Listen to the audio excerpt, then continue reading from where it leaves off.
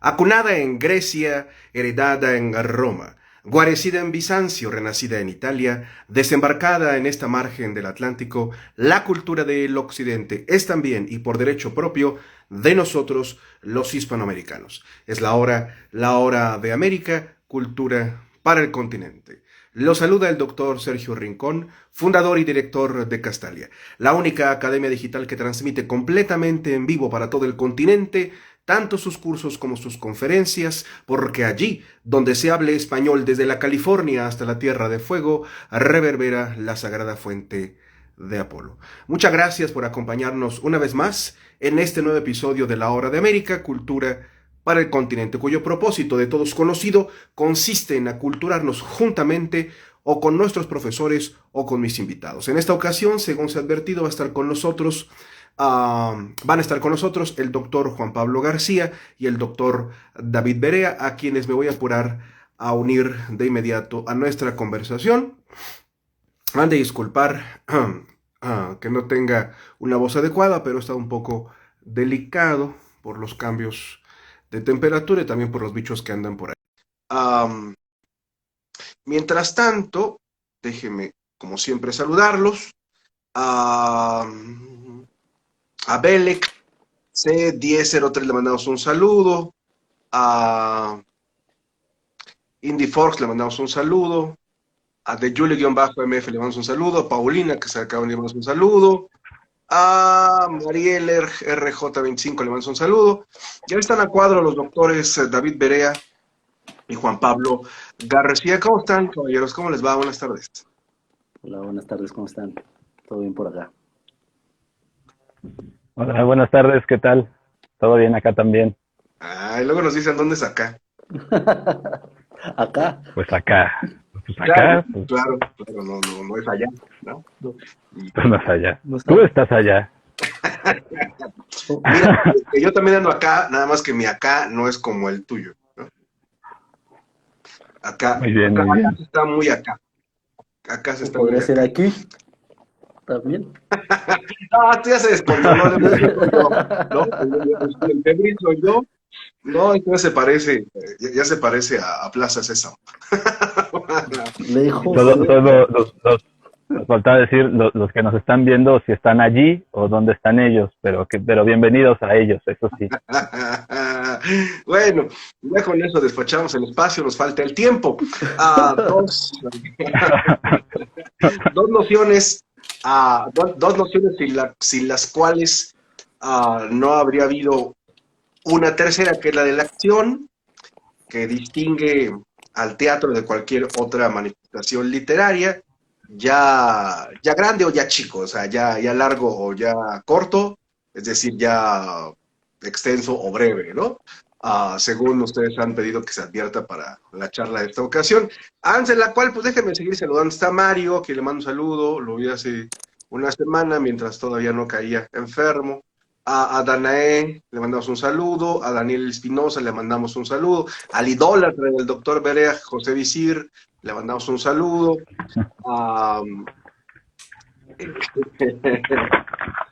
Ahora, espérate, David, no estamos diciendo sino la verdad. ¿Ves, José? Lo pone nervioso, Bueno, en lo que el doctor Berea se quedó en su allá, permítame recordarles que ya comenzaron nuestras campañas de publicidad y de ventas sobre los cursos que tendremos en noviembre. El del doctor Juan Pablo García está por salir de manera oficial, pero bueno, ya hay gente que se ha inscrito, sobre todo, digamos, miembros de nuestra comunidad, y pronto reciba la noticia a todo el mundo de entre quienes nos siguen. Pero bueno, a partir de el 10 de noviembre, del jueves 10 de noviembre, durante 8 semanas, por la noche, de 8 a 10, el doctor Juan Pablo García va a hablar de la segunda parte del Quijote. Es un curso que continúa el primero que nos ofreció sobre la primera parte. Como ya he dicho, no es necesario para estar en ese segundo curso que haya estado en el primero, porque, como nos dirá Juan Pablo, esa segunda parte del Quijote, que es con la cual sacó la casta Cervantes, porque ya no tenía otra, nunca debió haber visto la luz. Entonces no se lo vayan a perder. Cervantes en voz alta, una lectura de la segunda parte del Quijote con el doctor Juan Pablo García a partir del 10 de noviembre. Pregunten, ya se pueden inscribir. Los precios son los acostumbrados. Aprovechen de los descuentos y algo mejor de nuestra membresía.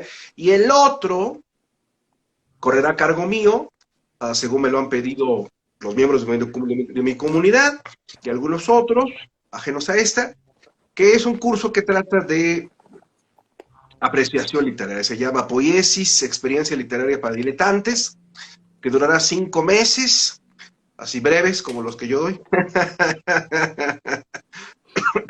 en el que vamos a hablar de qué es la literatura, pero sobre todo cómo se fruye la literatura, y eso nos llevará a hablar del cuento, de la novela, del poema y del ensayo, obviamente. Eso ya comienza a correr, la siguiente semana ya verán la publicidad más elaborada, pero bueno, ya comienzan a circular nuestros materiales. Si están interesados, escríbanos, será un gusto tenernos en nuestras filas cálidas. He hecho los comerciales, por lo cual seguramente en este punto, cuando ya quede grabado, me han adelantado. Y ahora se regresen para saber en qué punto estamos. Déjenme saludar a la maestra Montemayor, que anda entre nosotros, aún a la distancia. ¿Cómo sigues, Victoria? Tú también das medio malita. Perla, no sé, acabo de venir, le mandamos un saludo a Perla. A Parangaricutirimícuaro 2019, ¿qué tal? Todavía me acuerdo de la primaria. A Menconás, a Netofil, le mandamos un saludo, a Laura y a otros que se van uniendo. ¿Ya está usted listo, doctor David Berea? ¿Ya se colocó? Ya estamos. Ya estamos listos acá. Muy bien, muy bien. Según me han solicitado, ahora que gozamos de su conjunta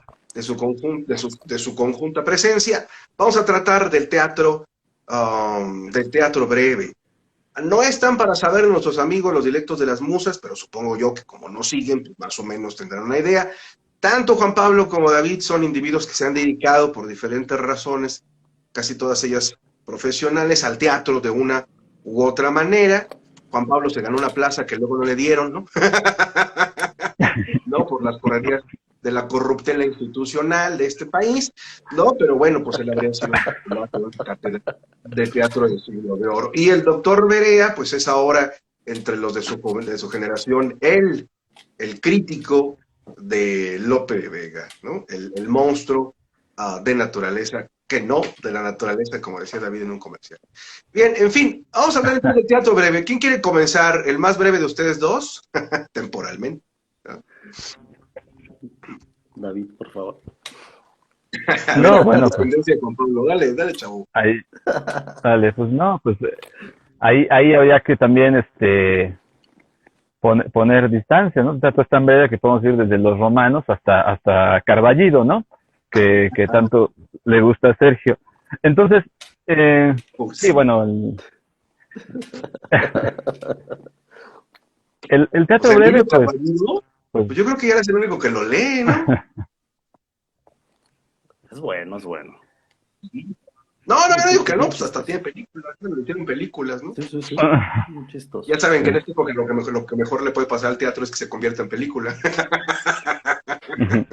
Que se convierta en cine. Bueno, perdón. Entonces, ¿de dónde lo agarramos, doctor? ¿De la antigüedad o desde la modernidad? Pues yo creo que ya que hacías el comercial de Juan Pablo y hablabas de Cervantes, pues hay que empezar por ahí, ¿no? Hay que empezar por los entremeses, ¿no? Claro que es algo muy importante, ¿no? O sea, empezar a hablar del teatro breve, como tú decías, ¿no? Hay teatro breve y hay teatro como nosotros el teatro, digamos, largo, digamos, el teatro en general, ¿no? Y bueno, cuando pensamos en el teatro de los siglos de oro, pues pensamos en un teatro, en el caso de España, de tres jornadas, ¿no? O actos primero, después jornadas. Y pues encontramos que durante estas 3 jornadas pues, se llevaba a cabo la función, ¿no? Es decir, se desarrollaba la fábula, todas estas cosas. Pero en los intermedios, entonces, caían algunas piezas, ¿no? Es el caso de la loa, primero, ¿no? La loa que tiene algunos antecedentes en el teatro latino, ¿no? Por ejemplo, cuando aparecían en las comedias de Plauto esta figura, este dios que comentaba algo, ¿no? Que tenía que ver con la obra. Sí. Es decir, la cuarta pared pues nunca existió realmente, ¿no? Siempre estuvo ese introductor ahí, ¿no? Nomás Pero bueno, entre el segundo... no se lo vayan a decir a Pirandello. No vaya a ser que... Ah, sí, bueno. Hace algo, claro. Y bueno, tenemos que estos espacios entre la primera y la segunda jornada, ¿no? Se llenaban con un entremés y después entre la segunda y la segunda y la tercera con un sainete, ¿no? Entonces se representaban en estos espacios pequeños, ¿no? Entre jornada y jornada alguna otra trama pequeña, ¿no? Con otros personajes, ¿no?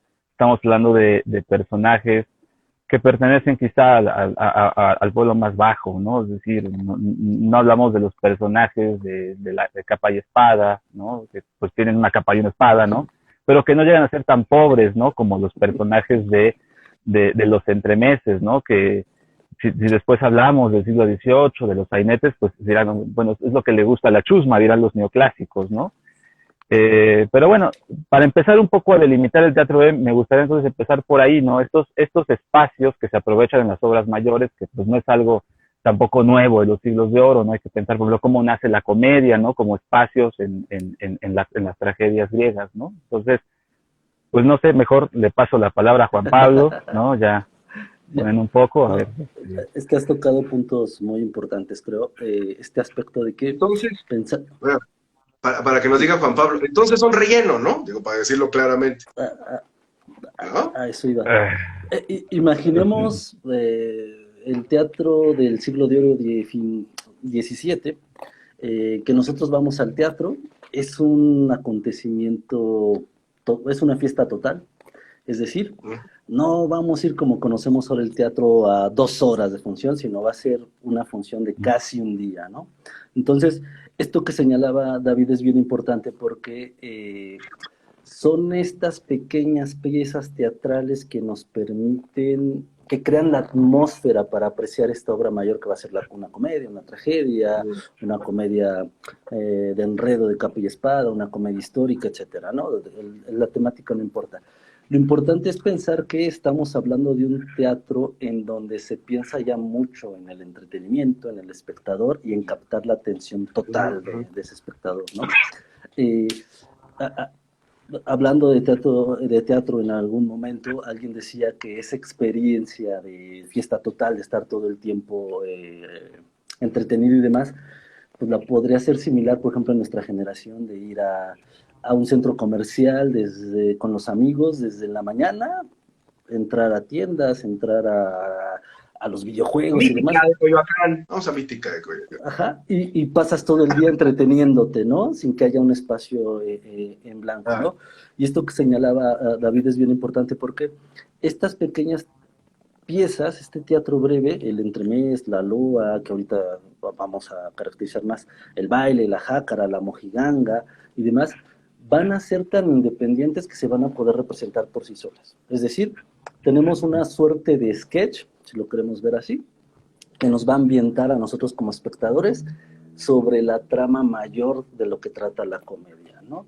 Y haciendo un poco las notas para recordar la sesión de hoy, me dio mucha curiosidad esto de que cuando se estudia todos estos elementos que forman parte de esta fiesta, de este espectáculo total, esos rasgos de guitarra, cómo el sonido es importante para captar la atención del público, esa primera llamada, segunda llamada, tercera llamada, con un rasgo un rasgueo de guitarra y se pone totalmente atención al tablado, ¿no? Lo que va a pasar en ese momento, ¿no? Entonces, la importancia también del sonido. Y algo que es bien importante, estamos hablando de un teatro que no tiene una gran escenografía en algunos momentos, sino todo se construye a partir de la palabra, ¿no?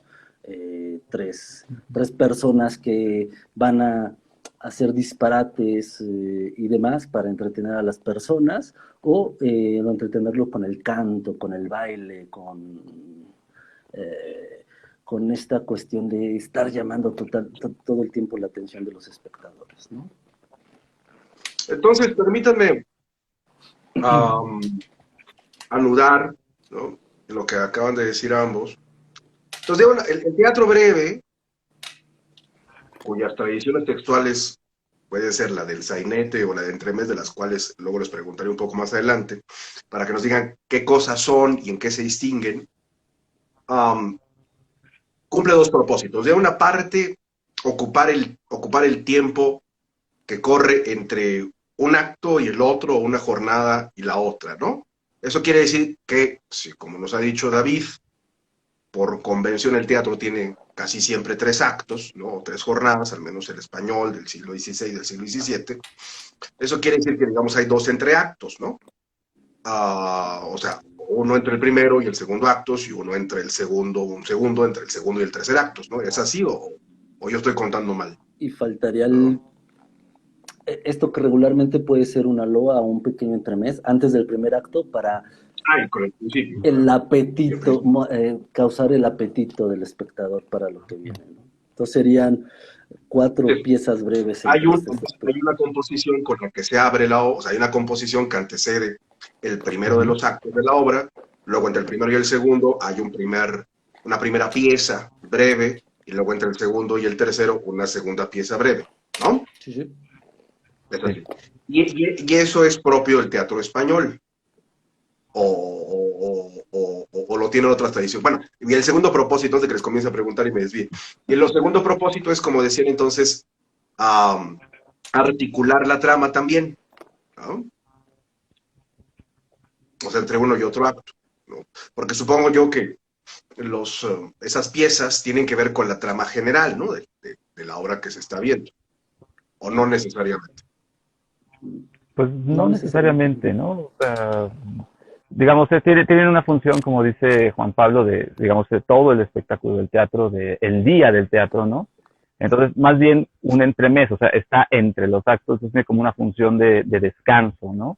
Ahora, lo que preguntabas de las tradiciones, también hay que ver, por ejemplo, ya que Juan Pablo mencionó lo de la guitarra, lo de las mojigangas, todas estas cosas, ¿no? Esta similitud o esta cercanía que hay entre el teatro corto y lo popular, ¿no? Pues pienso sobre todo en el siglo XVI, ¿no? Y en un autor muy importante que, como fue para Cervantes, que es Lope de Rueda, ¿no? Que escribió Los Pasos, ¿no?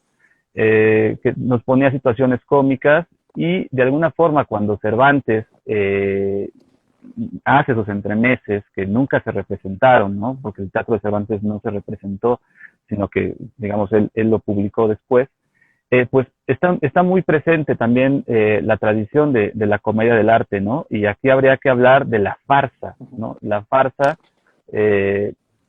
que era un teatro corto, que al igual que el de Lope de Rueda, eran las compañías de actores que andaban por las calles, ¿no? De pueblo en pueblo representando. Y cuando hablamos de la farsa italiana, cuando hablamos de la comedia del arte, pues hablamos de prototipos, hablamos de máscaras, ¿no? El soldado fanfarrón, el pedante, el sirviente rico, el sirviente hambriento, o el sirviente que está junto con su amo, ¿no? Que es más cercano, ¿no? Entonces, están todas estas máscaras que le dan un sentido de caricatura, ¿no? Es decir, una cualidad que tiene este teatro es que es caricaturesco, ¿no? Y es grotesco, ¿no? O sea, aquí entra lo grotesco. Entonces, por ejemplo, Lorca, muchos años después, en sus obras, no son breves, ¿no? Pero tendrán mucho de esto grotesco, ¿no? Entonces, eso es algo muy, muy importante también. Entonces, yo no diría que son de relleno, es decir, complementan el día de ir al teatro, pero al mismo tiempo tienen una configuración distinta, ¿no? O sea, la tragedia tiene sus reglas, la comedia tiene sus reglas. Vemos que en España se funden, ¿no? Vemos que en Francia, por ejemplo, al contrario, ¿no? Llegan fundidas porque el teatro francés abreva del teatro español, después hacia el clasicismo francés se van separando, pero en Francia también está la farsa, ¿no? Es decir, el teatro corto de un acto, ¿no? Que se representaba en un acto, como es el caso de las princesas ridículas de Molière.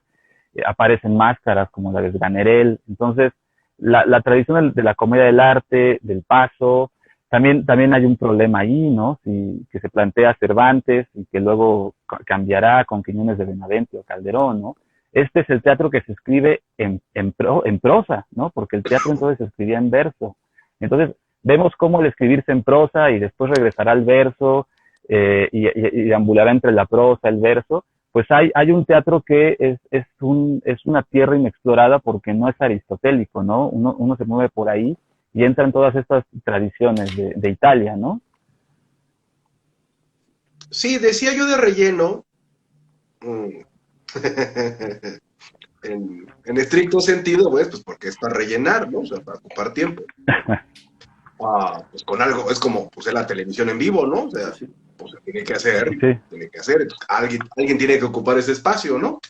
Pues no hay mucho que hacer, ¿no?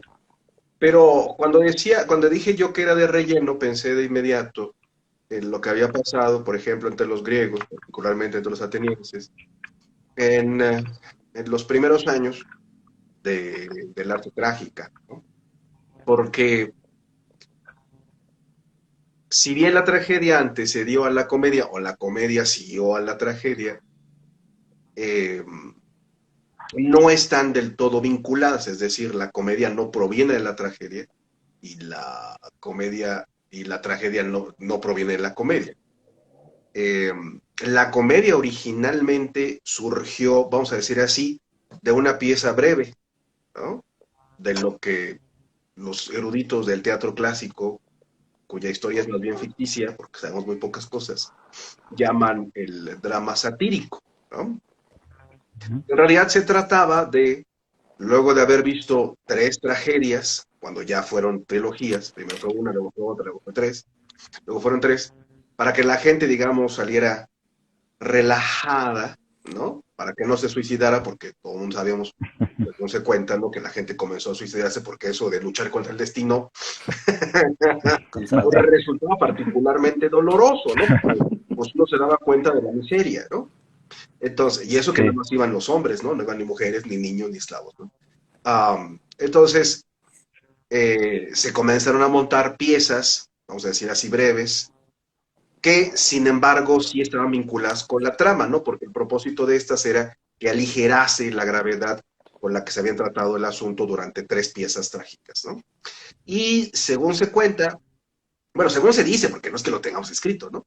Según se dice, hubo un momento en el cual pues la gente, ¿no? Que iba una vez al año al teatro, obligado por el Estado, para educarse política, bueno, civil y religiosamente, pues ya no llegaba a la trilogía, ¿no?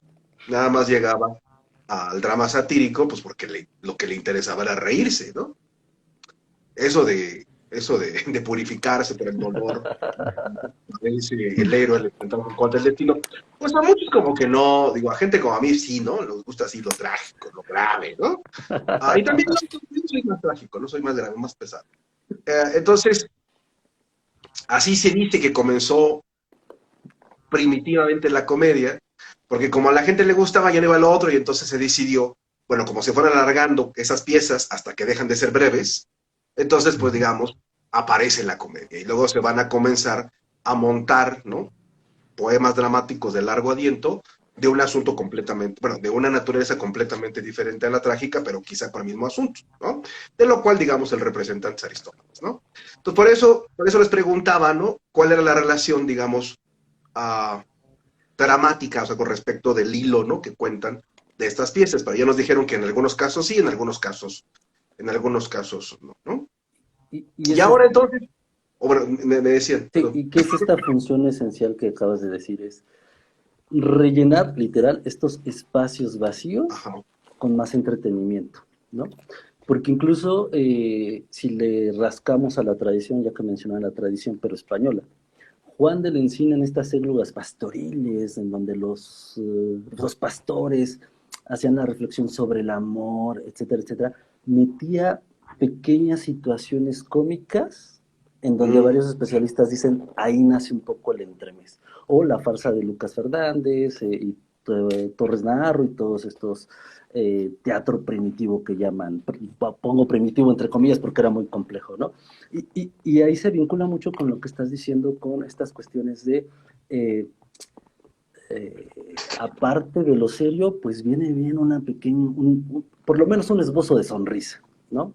Porque algo muy trágico, muy serio, pues tampoco se trata de eso, ¿no?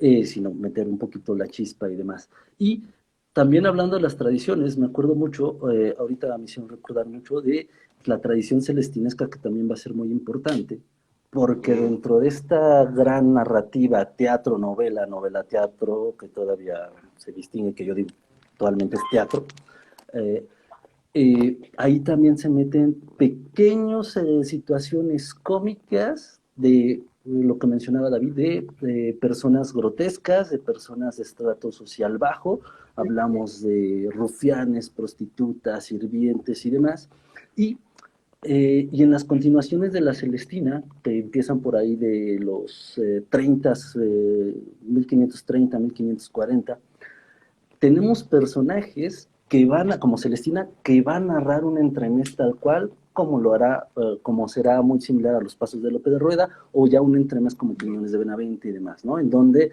va a aparecer estos personajes tipo que mencionaba David, ¿no? De este padrecito que va para satisfacer sus deseos sexuales, de repente llega el marido de la muchacha y el padrecito se tiene que meter en una olla con agua y se empiezan a reír todos de eso porque es muy cómico, de cómo lo van a descubrir y todo lo que hace para que no lo descubran, ¿no? Entonces, esto pequeño de llenar los espacios en blanco con más espectáculo para hacer una descarga emocional de algo que se está viendo, creo que va a ser bien importante, e incluso los dramaturgos del siglo de oro lo van a retomar porque dentro de la misma comedia van a meter bailes, entremeses, van a recuperar este teatro breve porque están viendo que puede ser muy efectivo, ¿no? Y lo que mencionabas ahorita, que me hiciste recordar a este gran personaje, Juan Rana, este gran actor, que las personas solo iban a ver esos entremeses donde aparecía él y nada más, o en los pequeños fragmentos de la comedia donde iba él y nada más, ¿no? Que Juan Rana es un actor cómico que se conserva una, digo, suerte de retrato, porque no sabemos si es un retrato en realidad, en donde parecería que estamos viendo a Sancho Panza, ¿no? Las piernas un poquito largas y bien cortito de la cintura para arriba y gordito, ¿no? Regordete. Pero todo el mundo aclamaba a Juan Rana por lo cómico, que se decía que solamente se paraba en el escenario y se empezaban a carcajear, ¿no? Entonces, aquí viene la leyenda y demás, pero la importancia, por ejemplo, de este teatro breve y de dónde surge todo de causar comicidad, esta ruptura para poder contrastar con cuestiones serias, trágicas y demás, ¿no? Y lo que mencionaba también David de Cervantes, ¿no? Por eso Cervantes le va a encantar Lope de Rueda, porque es capaz de representar lo más complejo que parece... David lo sabrá porque es teatrero, literal. Entonces, causar risa creo que es bien complicado, causar risa por toda la situación tan compleja que hay detrás de la comicidad, ¿no? Entonces, y creo que Cervantes por eso se fija tanto en Lope de Rueda, porque sabe todos los mecanismos que cuestan, por lo menos esbozar una sonrisa, ¿no? Sí, a menos de que parezcas Batracio. Claro, o sí, cuando uno lee el ensayo de Bergson sobre la risa, pues uno no se ríe, ¿no? Cuando uno lee la comedia, pues uno tampoco se ríe, ¿no? Porque trata, pues según lo dice el nombre, pues de lo bajo, de lo popular, de lo vulgar, de lo villanesco. Pero vayamos entonces, regresemos un poco, o más bien, vayamos por partes para que nuestros amigos, los dilectos de las musas, nos sigan, ¿no? ¿Qué les parece si ahora tratamos de la diferencia, bueno, qué es y qué diferencias guardan entre sí las dos piezas breves que han mencionado desde el principio, que son de una parte el entremés y de otra parte el sainete, ¿no? Y luego de ahí, si quieren, hablamos de Lope de Rueda, quizá de Cervantes y de algún otro, y alguna pieza en específico, ¿no? Porque Laura, por ejemplo, dice, los pasos están muy chistosos, ¿no? Y Laura misma dice, pues sí, doctor, eso de reír, pues se nos da más, ¿no? Pues sí, ¿no? Si no, pues ¿cómo? ¿De qué creen que vive el teatro? El poco teatro que se hace, ¿no? Sí, pues mira, además de hacer reír, también creo que algo complejo en el teatro corto, pues es meter una trama tan, pues no una trama en tan poco espacio, ¿no? Entonces, ¿Cuánto dura más o menos una pieza de este tipo? Pues mira, yo que he actuado haciendo entremedios de Cervantes, creo que durará unos 20 minutos más o menos. Pero entonces, en su experiencia, como digamos un promedio entre los 15 y la media hora, entre los 15 y los 30 minutos. Menos quizá, ¿no? Sí, no, 30 minutos no creo. Por ejemplo, el retablo de las maravillas de Cervantes es un poco más extenso, ¿no? Porque hay un cambio. Pero bueno, a lo que iba con esto antes de hablar de Cervantes, como decías, ¿Viste es cómo que, por ejemplo, para... Está bien. ¿Eh? ¿Viste cómo estoy? Pregunta, está bien, está bien. No, pues quiero aprender de ustedes, hombre. Yo no leo trato breve. No, por eso. Pero ahí lo pone. No, pero a eso vamos, pues, porque quería comentar, por ejemplo, esto de las tramas, ¿no? Que se desarrollan tan poco tiempo. Y, por ejemplo, el sainete, yo tengo un poco más, ahora estoy un poco más, familiarizado con los sainetes del siglo XVIII, ¿no? Los de Ramón de la Cruz, ¿no?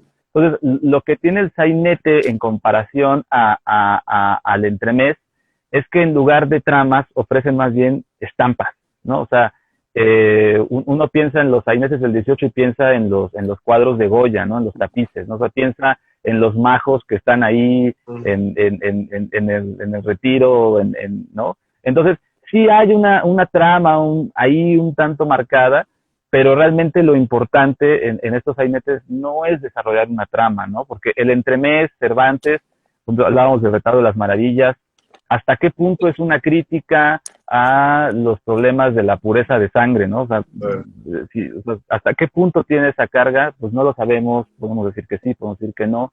Tienen esta función satírica, como comentabas con el teatro griego al inicio, y el sainete, en cambio, tiene como estas estampas digamos, hablando sobre todo de Ramón de la Cruz, de los madrileños, ¿no? De los majos, ¿no? Ya estamos hablando de otra época, pero es esencialmente, yo creo que esto es lo que los distinguiría, el problema de la trama, ¿no? De que no hay una trama en sí, sino una serie de escenas, ¿no? Justamente del pueblo, ¿no? Más que de otro, porque claro, los protagonistas de los entremeses son también, pues el pueblo, ¿no? Hablamos, por ejemplo, de prostitutas, por ejemplo, de soldados, hablamos el soldado fanfarrón de la comedia latina, ¿no? Pues aquí está el soldado de la guarda cuidadosa de Cervantes, que tiene todo la ropa rota y quiere ligarse a una fregona, ¿no? Entonces, son estos personajes más bajos, ¿no? O el juez de los divorcios, ¿no? Que simplemente representa una serie de escenas cómicas en las que llegan unas personas a divorciarse y el juez los divorcia o no los divorcia, ¿no? Según lo que va diciendo, que son puras cosas cómicas, ¿no?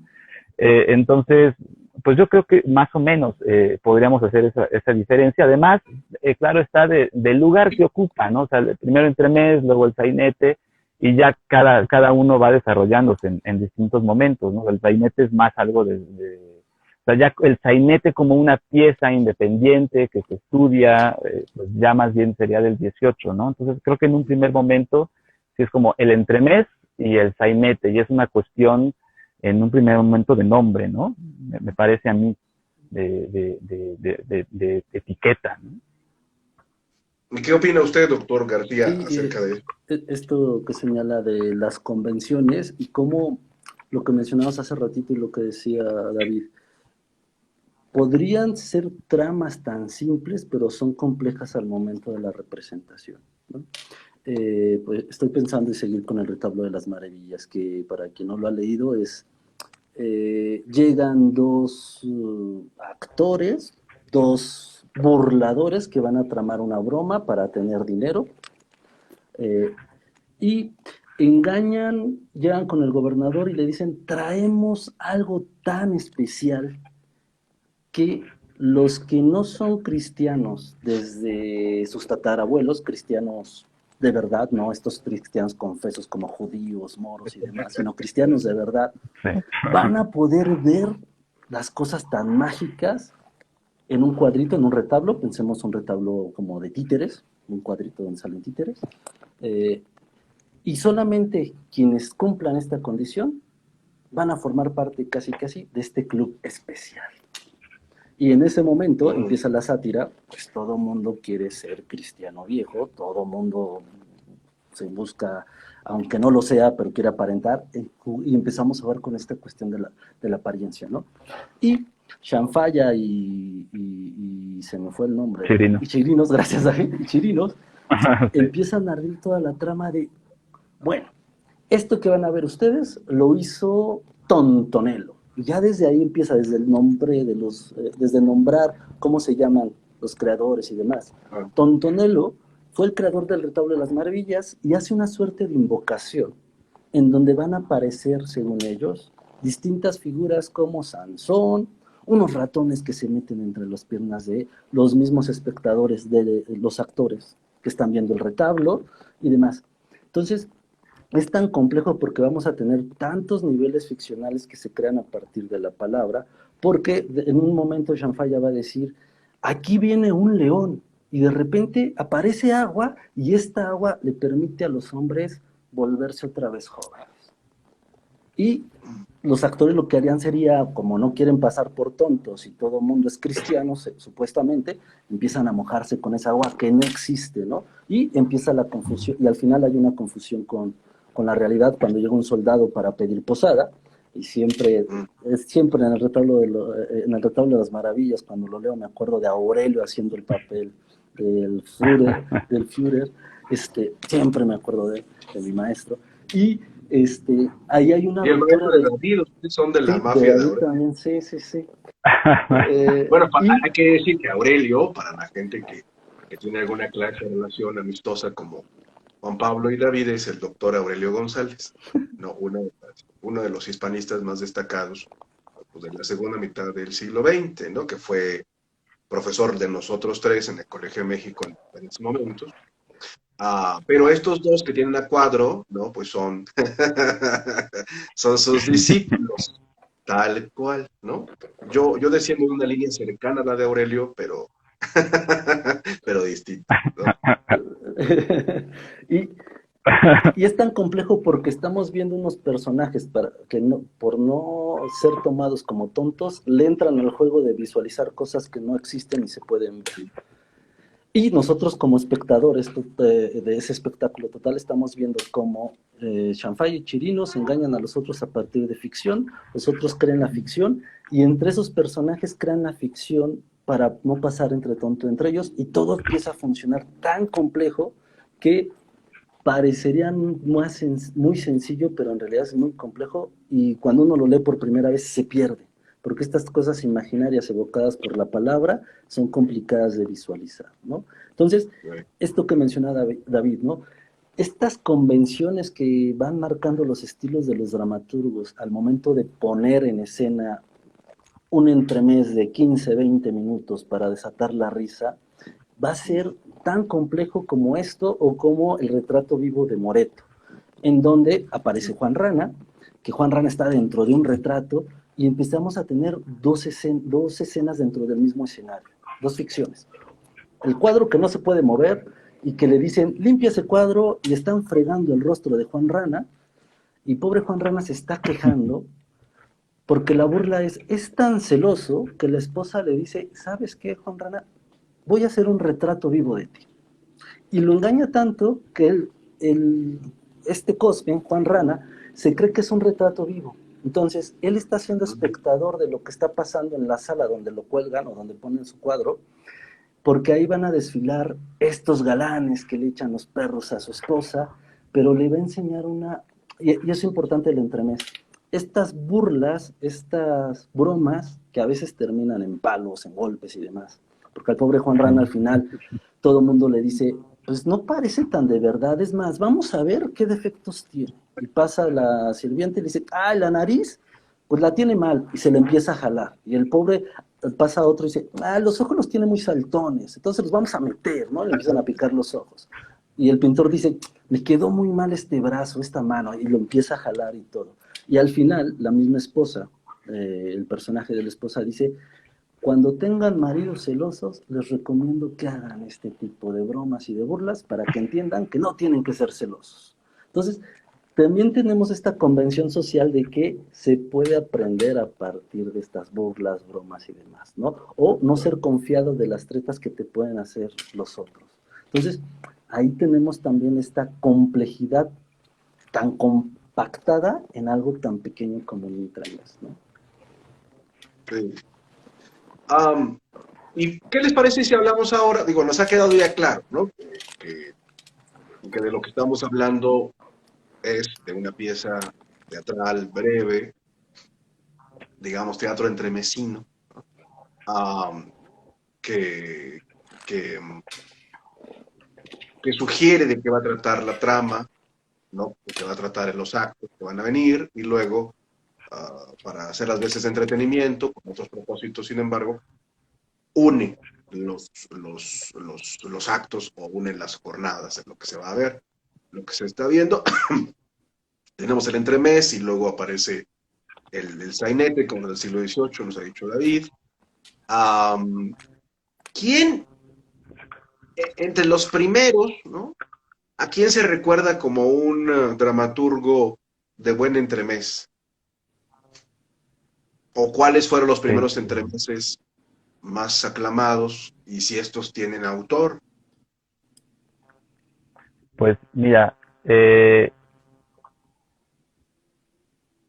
yo creo que al menos el primero, el que se considera así, pues es Lope de Rueda, ¿no? Sí. Que claro, no eran entremeses, eran pasos, ¿no? Son digo, nombres que van cambiando. Luego, Cervantes, claro, es un autor importante, pues bueno, sabemos quién es Cervantes, ¿no?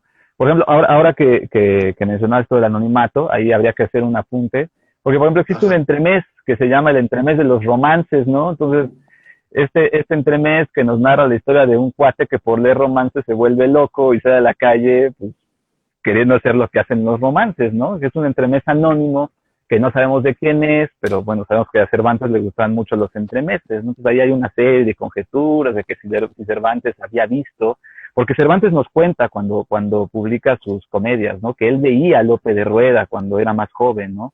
Entonces seguramente Cervantes habrá visto este entremés de los romances, ¿no? Aquí se ve un poco la cualidad popular del romance, las similitudes entre, o la cercanía entre el romance, entre entremés, ¿no? Esto que mencionaba Juan Pablo de la música, ¿no?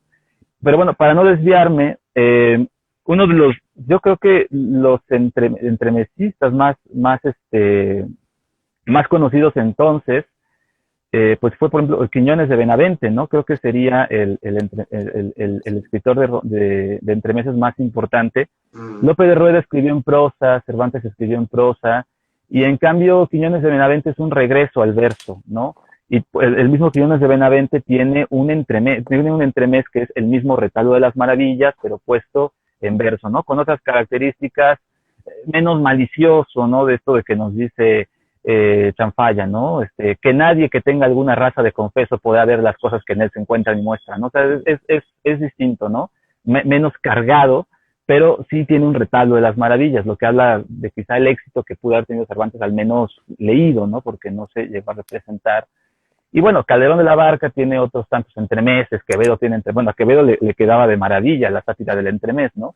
Pero creo yo que el más célebre en su época fue Quiñones de Benavente, que escribió una infinidad de entremeses. Está después este libro de Cotarelo y Mori, ¿no? Que recoge una infinidad de entremeses, de teatro corto, ¿no?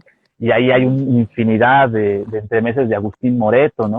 Que hoy leemos por dos obras, ¿no? Por el Desdén con Desdén y el Himno Don Diego, ¿no? Pero que en su tiempo fue un autor también sumamente importante de lo que llaman la escuela de Calderón, ¿no? Entonces, pues yo diría que Quiñones de Benavente, Cervantes y Lope de Rueda, si es que por entremeses podemos entender los pasos, ¿no? Digamos, ahí hay una evolución, que llegará hasta el sainete del 18, teatro corto, al Cid, no sé, ¿no? También es difícil siempre tener que estar fijando hasta dónde llega el entremés, dónde empieza el sainete, si el paso ya es entremés, si el teatro que mencionaba Juan Pablo de Juan de la Encina ya es un inicio, ¿no?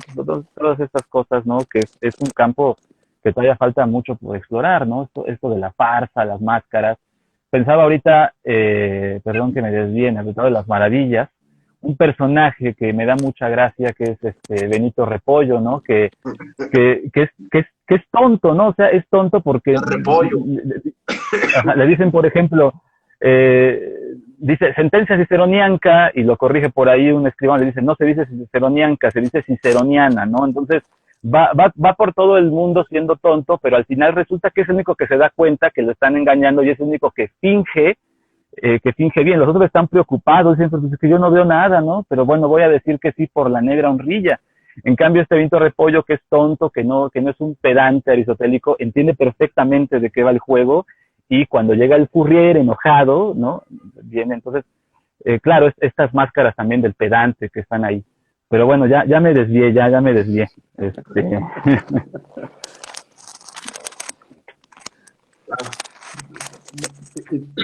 Por ahí también habría que nombrar, por ejemplo, a Vélez de Guevara, ¿no? Que Vélez de Guevara lo que hacía es, tal vez no escribía estas piezas independientes, escribió como 7, muy pocos entremeses, pero lo interesante de él es cómo metió estos teatro breve dentro de la misma comedia para seguir causando expectativas en el público, ¿no? Que es interesante cómo hay una reformulación, lo que decía David, ¿no? Lope de Rueda como el iniciador más claro de este tipo de teatro breve entremesil. Cervantes, que remueve todo, Quiñones de Benavente, que le pedían casi, escribe tantos entremeses, no comedias, entremés totalmente, y lo que hace Moreto, Calderón, Vélez de Guevara y demás, ¿no? Y a mí no me gustaría dejar, por ejemplo, fuera los otros, ya hablamos un poco de Sainete, creo que vendría bien también hablar de la Loa, ¿no? Pequeña pieza que inicia que va antes del primer acto, ¿no? De la primera jornada, ¿no? Este preámbulo para captar la atención del público, o sea, que ha de ser impactante, que ha de ser muy efectivo para que todo el mundo ponga atención a lo que está pasando en escena, ¿no? Y por ahí se nombran distintos tipos de loa, como las loas sacramentales, que van de materia teológica, alegórica, pero siempre cómico, didáctico el asunto. Las loas a los santos, a las vírgenes, este pequeño teatro breve que alude a algún milagro, o cómo un santo se volvió santo, valga la redundancia, cómo un hombre se volvió santo. Las loas cortesanas, en donde empieza la interacción con el público, porque incluye a los duques que están ahí, incluso a los mismos reyes si se presenta en palacio, etcétera, etcétera, estas personas tan destacables e influyentes. Y algo que a mí me llama la atención, ¿no? Que la loa también puede funcionar como la presentación de la compañía teatral en ese momento, ¿no? De los teatreros, ¿no? Y que se va presentando uno por uno y después va a dar inicio a este acto primero, ¿no? Es una suerte de prólogo a la fiesta teatral, este antecedente de vamos a presentarles esto y demás, ¿no? Que se me hace bien interesante y bien complejo también, porque ese pequeño instante de captar la atención, por lo mismo que tú decías, ¿no? De que se quede en toda la fiesta teatral, ¿no? No nada más para algunos episodios y demás, ¿no? Que seguiría funcionando como hoy en día, ¿no? Sí, captar la atención desde el principio, ¿no? Que en sí, mi caso que andas comprando naranjas, ¿no? O tu agüita de anís con canela. Sí, sí. No te pierdes los anuncios como en el cine. Exacto. Sí, sí. Lo que tomaban era una bebida que era miel con agua, y había un tercer ingrediente, no me acuerdo, era miel, agua y no me acuerdo qué otro ingrediente. Era como el refresco de la época, y también ese era lo que mencionas tú. Entonces, sí, creo que no era anís, no, sí era anís, no me acuerdo, yo creo que era anís, a lo mejor me lo invento, lo leí hace mucho años.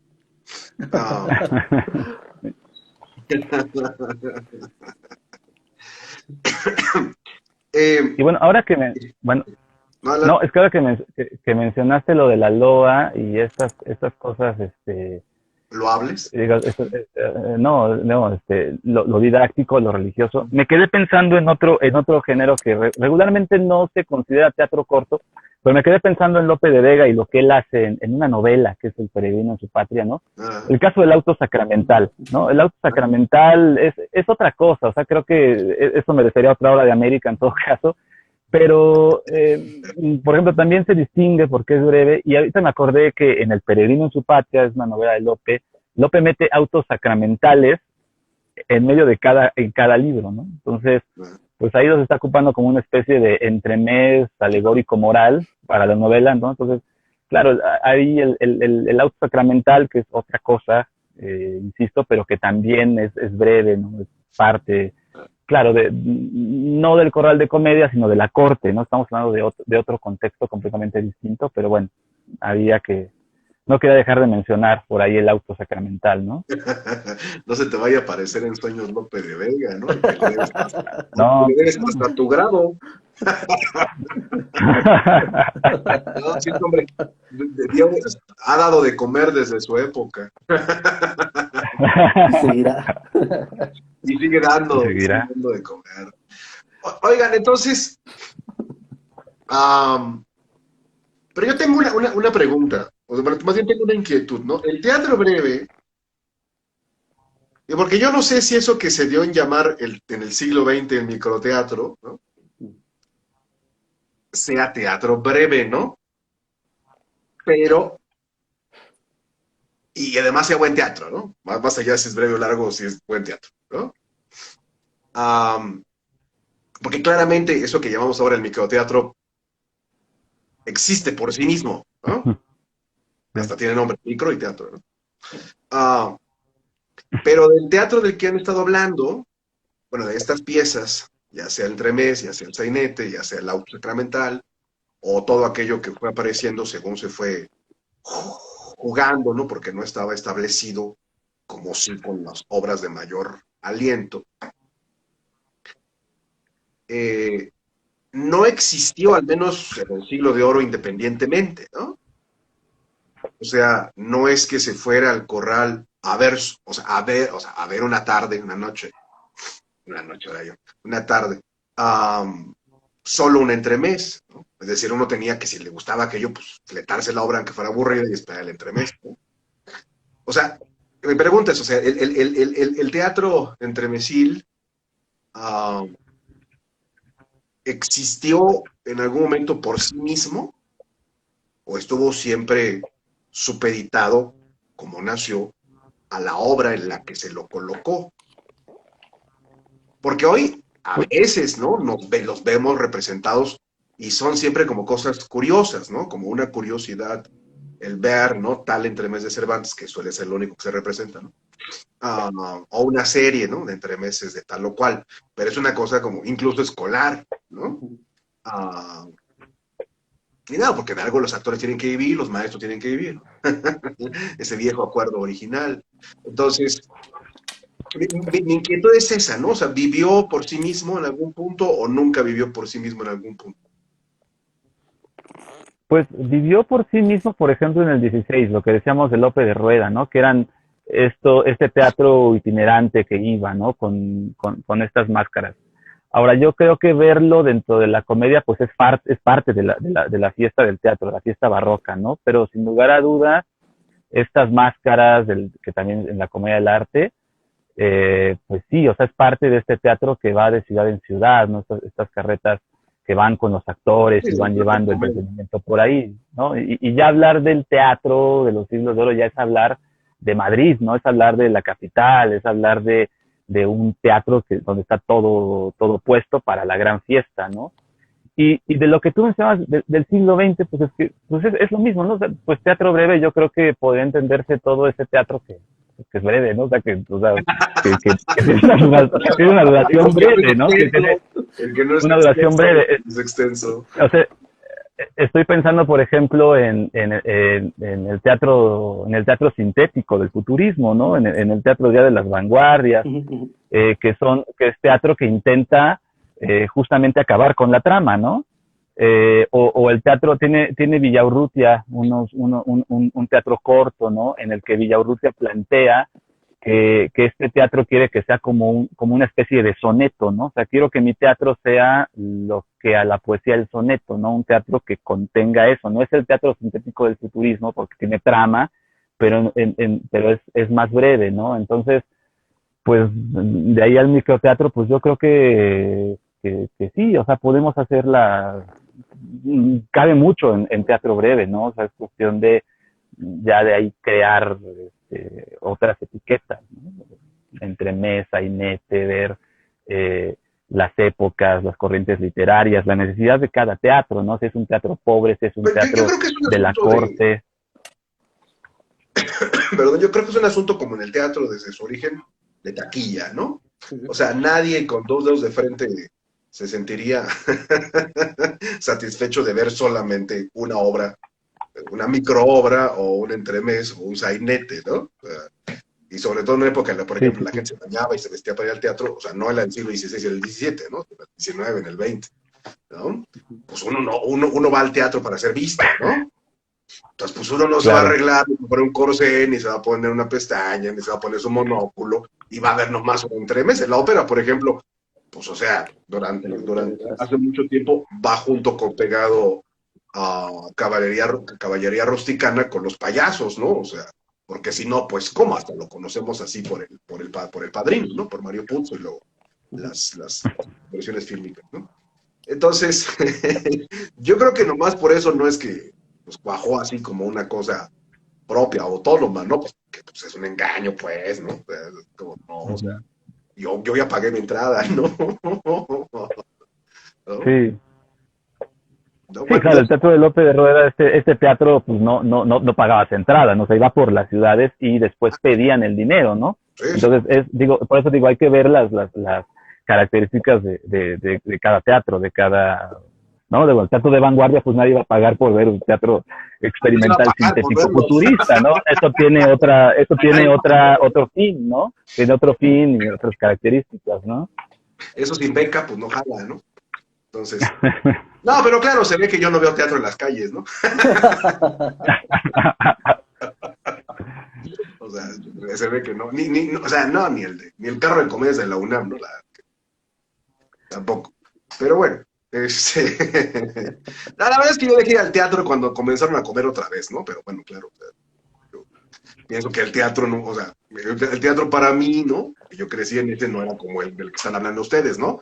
En el que la gente, durante cuyas funciones la gente, pues cometía fornicia, comía, ¿no? Se mentaba la madre, confabulaba, gritaba, se dormía, ¿no? Se rascaba, iba al baño, volvía si es que había baño, ¿no? Entraba, ¿no? Entonces, yo dejé el teatro cuando alguien abrió una Coca-Cola detrás de mí y me perdí el verso, ¿no? ¿Y qué momento? En fin, bueno, ya estoy hablando. Es la fiebre, perdón, es la fiebre. No pasa nada. Es la fiebre. Bueno, sí, yo soy muy febril. En fin, entonces, ahora díganos, ¿no? ¿Cuáles son sus entremeses o sus sainetes favoritos? Y si estos coinciden con aquellos que recomendarían leer, si es que los encuentran nuestros amigos que nos ven, por ahí o por allá, o acá, como dicen los nuestros, ¿no? Ya. O ver, ¿no? Porque bueno, ahora hay un montón de versiones. En YouTube. Que, Díganos usted, doctor García. que luego en esta página suben representaciones que hacen las compañías del Festival en Almagro, del Teatro Clásico, a veces suben alguna que otra cosa. Es interesante ver por qué emulan cómo se representaría en ese momento del siglo XVII la obra, ¿no? Yo recomendaría, pues, lo que hemos mencionado constantemente aquí, a Cervantes, no hay desperdicio alguno en Cervantes, que son piezas breves, complejas, nos dejan pensando, sobre todo lo que decía David y hay que rescatar, es un teatro que no se representó, pero constantemente lo podemos visualizar en nuestra mente, ¿no? Otro sería, que es un poco complejo en el aspecto del lenguaje, porque Quevedo es súper chistoso, humorístico, pero tiene un entremés que su estructura es una suerte de lucha de esgrima entre dos, pero a partir de lo que se está diciendo, ¿no? Del verbo y demás. Vélez de Guevara a mí me gusta mucho, por ejemplo, son muy cómicos sus entremeses, y estos pequeñas piezas breves que aparecen en la Celestina y en las continuaciones de la Celestina también son de rescatar, porque ahí también tenemos este pequeño embrión de lo que va a ser estas pequeñas piezas breves, solo para rescatar y no quede, por ejemplo, la jácara, ¿no? Que deriva del jaque, este romance cantado sobre la vida y las andanzas del rufián, el valentón, este fanfarrón, y este mundo bajo, ¿no? De prostitutas, fanfarrones y demás, ¿no? Entonces, por ahí yo recomendaría esos autores. Sí, las jácaras de Quevedo son una de sus... Son algo de lo mejor que hay escrito Quevedo. ¿No? Sí, y que maneja la burla, la sátira, la comicidad de una manera muy exquisita y muy de carcajeas, ¿no? Entonces... sí, se nota camarada. Se nota cómo era.